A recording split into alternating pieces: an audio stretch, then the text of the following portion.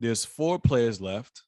You got Luka Doncic, you got Jimmy Mhm. Butler, you got Steph Curry, you got Jayson Tatum. Which star player benefits the most legacy wise if they win this title, and why? It's not Luka and it's not Tatum. The first chip for those two is kind of like it starts off Luka's legacy. One, it for Jason Tatum right now, I think a lot of people in the media would try to make it seem like it's like a they'll probably try to act like it's the same thing like when Giannis won his first ring, but like he has Jaylen Brown right. I think Jaylen Brown is like we're talking about on a staircase. He's like three stairs right behind Tatum. Like he's not there isn't that much. If Jalen was just a little bit more consistent, he'd be on the same level if they would just share the ball a little bit more.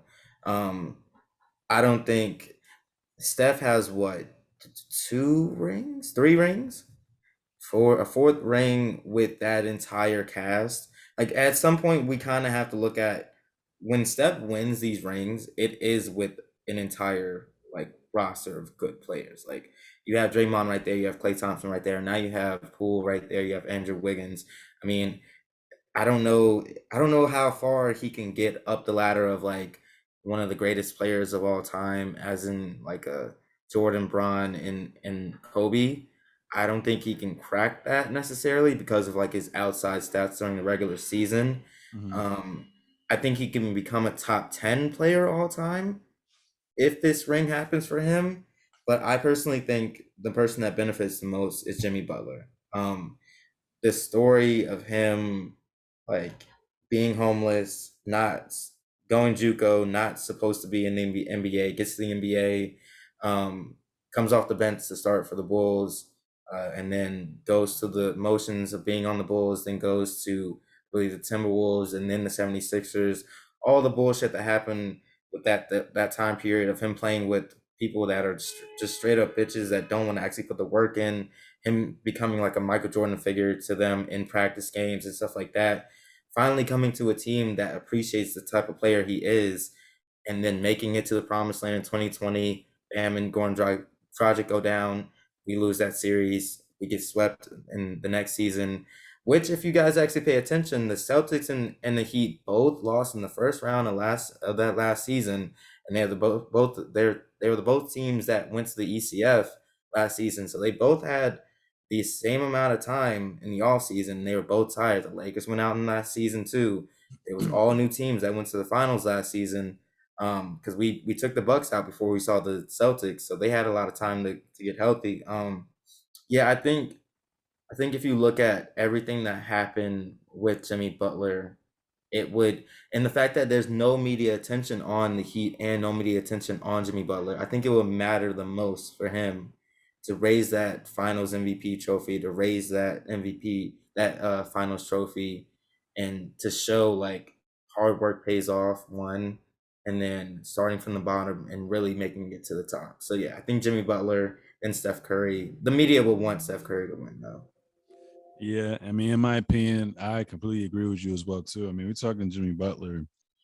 It's been on four different teams, six-time All-Star, four-time All-NBA third team, five-time All-NBA defensive second team, one most improved player 2015 with the Bulls, and was NBA steals leader last season as well too. Like you said, a guy that really wasn't supposed to be here, and has made his name as being that blue collar player that comes in every day, puts the work in, first one to come in, last one to leave as well too.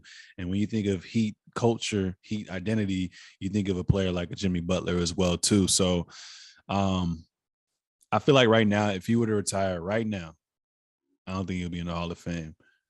Obviously, if he plays for like 5-6 more years, Yeah, stats are going to be that. stats X, Y, and Z. He's in the Hall of Fame.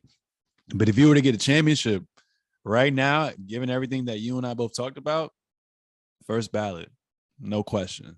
So I got Jimmy Butler because, like you said, with Steph Curry, he's already established. Like getting a fourth, it would be nice, a nice story because the Warriors were the Warriors back in the day, and then obviously like they didn't make the playoffs past 2 years, and then Clay comes back. Like that's a good Cinderella story as well too. But Steph is already established. Tatum, like you said, Tatum. has been kind of up and down. It hasn't necessarily always been him. It's the team as well too. Yeah. Luka would kind of be crazy as well too, but Luka's kind of on that pedestal where we expect him to just always be great. I mean, that would kind of catapult him. I feel like obviously when I think of the best player, I think of what you do defensively as well too. But I think he changes that narrative if he wins. Oh, you can argue he's the best player in the league. You know what I'm saying? You beat the best team in the Phoenix Suns. You beat the best team. I mean, you beat the juggernaut in the Warriors as well too. And then you beat the Miami Heat. That's crazy. You know what I'm saying? And at that age as well too, that young, Yeah, it's he's kind of only crazy. 23.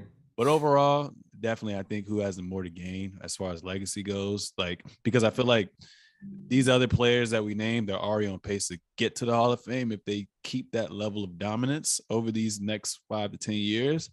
But Jimmy Butler definitely gets skyrocketed as far as Hall of Fame and his legacy goes for sure.